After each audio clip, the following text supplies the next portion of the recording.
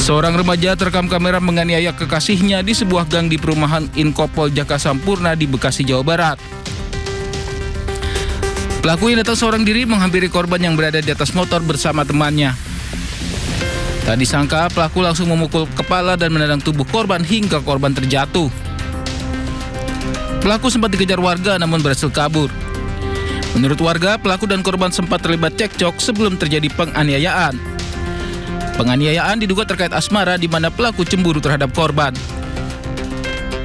Enggak sih, dia kan dari sini, terus ceweknya dari sana.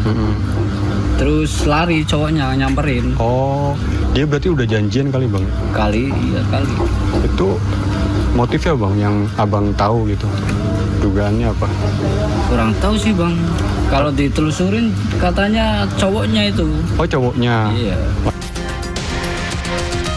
Berbekal rekaman kamera pengawas, keluarga korban melapor ke Polres Metro Bekasi Kota dan berharap pelaku segera ditangkap. Dari Bekasi, Jawa Barat, Rahmat Hidayat, iNews melaporkan.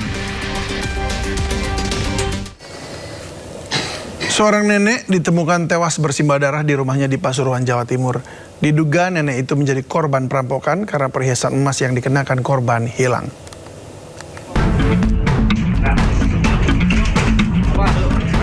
Tugas mengevakuasi jasad korban Nurani, 79 tahun di kamar rumahnya di Talang Lor, Desa Winongan Kidul, Kecamatan Winongan, Kabupaten Pasuruan, Jawa Timur. Saat ditemukan, korban mengalami luka parah di wajah diduga akibat kekerasan. Jasad korban pertama kali ditemukan oleh cucunya yang datang ke rumah untuk meminjam jarum. Saat tiba, pintu rumah dalam kondisi terbuka. Ketika masuk ke kamar, saksi mendapati korban sudah tak bernyawa dengan wajah bersimbah darah. Temuan itu membuat keluarga dan warga sekitar heboh. Diduga sang nenek menjadi korban perampokan disertai pembunuhan karena gelang dan kalung emas milik korban dilaporkan hilang. Sebelum kejadian, sejumlah warga sempat melihat korban didatangi seorang tamu yang mengendarai motor. Mau pinjam jarum, kan ini kan mbakku pak, biasa aja, kok mukanya banyak darah ya pak. Terus aku keluar lagi panggil ibu di belakang. Jadi setelah tahu kejadiannya ada yang masuk. Nah, pada waktu itu tamunya adalah ya dibikinkan kopi apa gitu. Adalah barang yang dipakai tidak ada, perhiasan yang dipakai tidak ada. Jenazah korban dievakuasi ke RSUD Grati untuk keperluan autopsi. Sementara polisi melakukan olah TKP dan kumpulkan sejumlah barang bukti. Polisi masih menyelidiki penyebab pasti kematian sekaligus memburu pelaku. Dari Pasuruan, Jawa Timur, Jaka Samudra, iNews melaporkan. Hanya karena membunyikan klakson motor, seorang pria digotong paksa oleh satu keluarga tetangganya di Petojo Gambir, Jakarta Pusat. Selama digotong sejauh 100 meter, korban mengaku mendapat tindakan kekerasan.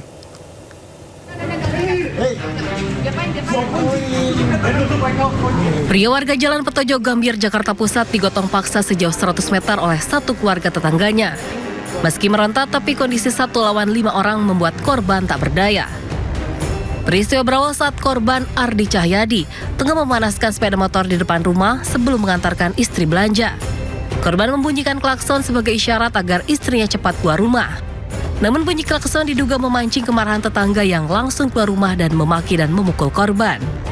Berbekal CCTV, Ardi dan istrinya telah melaporkan peristiwa ini ke polisi, namun belum ada tindak lanjut. Terus memaki-maki lah, maksud lu apa katanya klakson, maksud lu kenapa lu klakson begitu katanya gitu kan. Sempat dikelilingin, terus istrinya sempat mukul helmnya. Polsek Metro Gambir menyatakan proses hukum dugaan penganiayaan ini masih berlanjut dan tidak dihentikan. Polisi masih memeriksa sejumlah saksi. Dari Jakarta, Reni Sanjaya, iNews melaporkan. Kondisi korban ruda paksa oleh 27 pria kini jadi pendiam. Polisi pun membawa korban ke psikiater RS Bayangkara Polda Jatim untuk pemulihan kondisi mentalnya.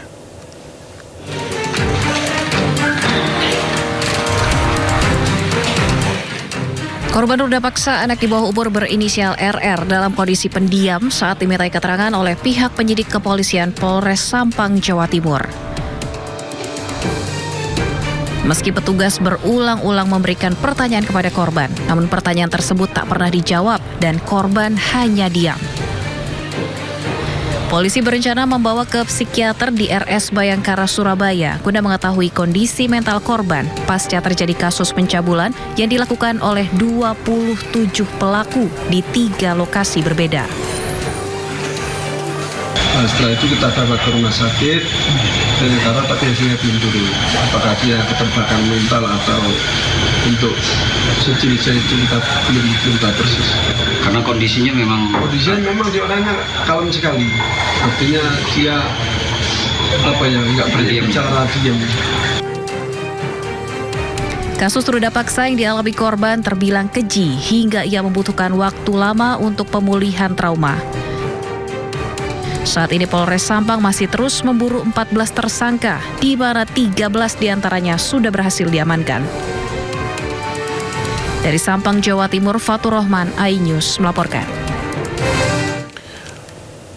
Seorang dokter residen anestesi ditemukan tidak bernyawa di semak-semak samping RSUD Tengku Rafian, Siak, Riau.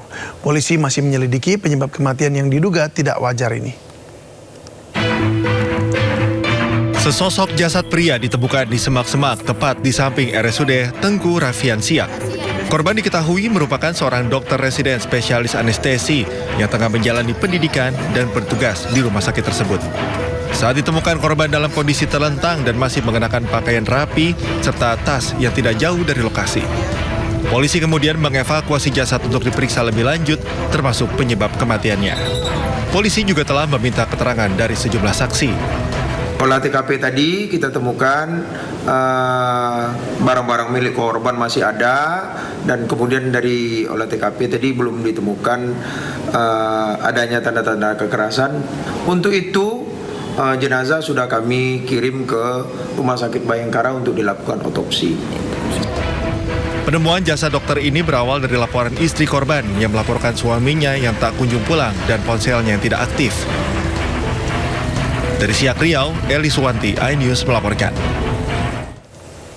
Penyidik Komisi Pemberantasan Korupsi menggeledah sejumlah ruangan termasuk ruang kerja Bupati di kantor Pemkab Sukoharjo.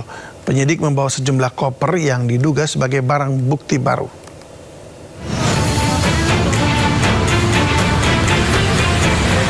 Komisi Pemberantasan Korupsi kembali menggeledah kantor Bupati Sukoharjo dan sejumlah ruangan di lingkungan pemerintah Kabupaten Sukoharjo. Selain kantor Bupati Sukoharjo, penggeledahan juga dilakukan di Gedung Menara Wijaya, Gedung Kantor Dinas Pekerjaan Umum dan Penataan Ruang atau DPUPR, serta Gedung Badan Pengelolaan Keuangan Pendapatan dan Aset Daerah atau BPKAD. KPK mengamankan 3 koper dari penggeledahan ruangan kantor Bupati. KPK juga membuka segel sejumlah lokasi agar bisa mencari tambahan barang bukti. Tanya ada berapa koper, Pak Aris?